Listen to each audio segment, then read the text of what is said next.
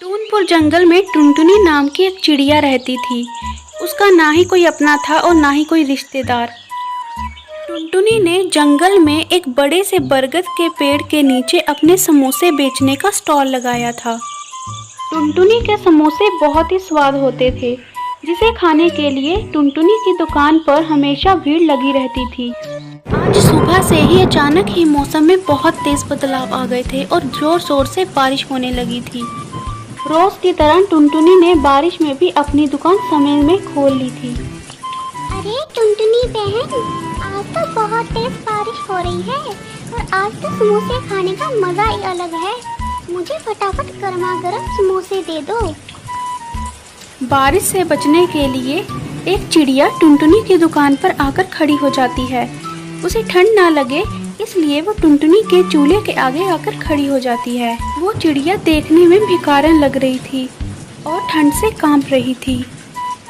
इस बारिश में शायद उसे खाने के लिए कुछ नहीं मिला, तो इसलिए वो सबकी ओर देख रही थी ताकि उन्हें कोई खाने के लिए दे दे। ए चिड़िया, भिखारन कहीं की, हमारी खाने की ओर कैसे देख रही है तू? चल निकल यहाँ से। सुंदरी की ये बात टुनटुनी को बिल्कुल अच्छी नहीं लगती, लेकिन ग्राहक होने की वजह से वो उसे कुछ नहीं कहती।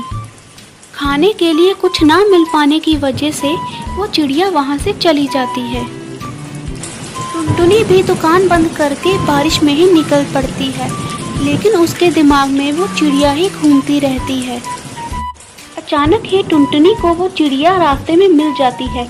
वो एक पेड़ के नीचे बारिश से बचने के लिए बैठी हुई थी। तुम वहाँ से चली क्यों आई चिड़िया? और तुम्हारा क्या नाम है? मेरा नाम पिंकी है। मैं साथ में ही जंगल के एक छोटी सी झोंपड़ी में रहती हूँ। लेकिन तुम इस तरीके से भीख क्यों मांगती हो? क्या तुम्हारे घर में तुम्हारे माता पिता नहीं है? टुनटुनी के इतना पूछते ही वो चिड़िया वहाँ से चली जाती है बिना कुछ कहे ही। बारिश की वजह से नालों में बहुत पानी भर गया था और सभी पक्षी अपने अपने घोंसलों में बैठे हुए थे। लेकिन टुनटुनी का मन घर जाने को नहीं होता है। वो उस चिड़िया के बारे में ही सोचते सोचते उसका घर ढूंढने के लिए निकल पड़ती है। ओ भाई, मैं एक चिड़िया को ढूंढ रही हूँ। चिड़िया? कौन सी चिड़िया? यहाँ तो बहुत सारी चिड़िया रहती हैं। तुम कौन सी चिड़िया को ढूंढ रही हो? वही चिड़िया जो भीख मांगती है, और मैंने उसे इसी तरफ आते हुए देखा था। उसने मुझे यही का पता बताया था। अच्छा, तो तुम पिंकी की बात कर रही हो।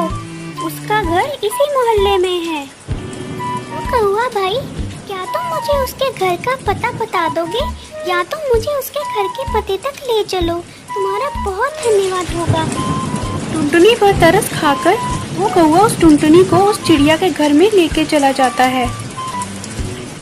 हे भगवान, इस चिड़िया का घर तो मिट्टी का है। इस बारिश में तो ये मिट्टी का घर बह जाएगा। टुनटुनी उस चिड़िया के घर के बाहर ही खड़ी हो जाती है और अंदर सब कुछ देखने लगती है। हे भगवान, इसके घर में तो बिजली भी नहीं है। पिताजी, मुझे माफ कर दीजिए पिताजी। आज बारिश की वजह से मुझे आज भीख नहीं मिली और मैं आपकी दवाइयाँ नहीं ला पाई। कल मैं आपकी दवाइयाँ जरूर लेकर आऊँगी। टुनटुनी को ये सुनकर बहुत तरस आता है और वो उस चिड़िया के घर के अंदर आ जाती है। अरे आपको मेरे घर का पता किसने बताया? चिंता मत करो पिंकी, मैं तुम्हारे घर तुम्हारी मदद करने आई हूँ। मुझे तुम्हारे बारे में सब कुछ पता चल गया है। तुम कैसे अपने बीमार पिता का इलाज करवा रही हो, लेकिन अब तुम्हें चिंता करने की कोई जरूरत नहीं है।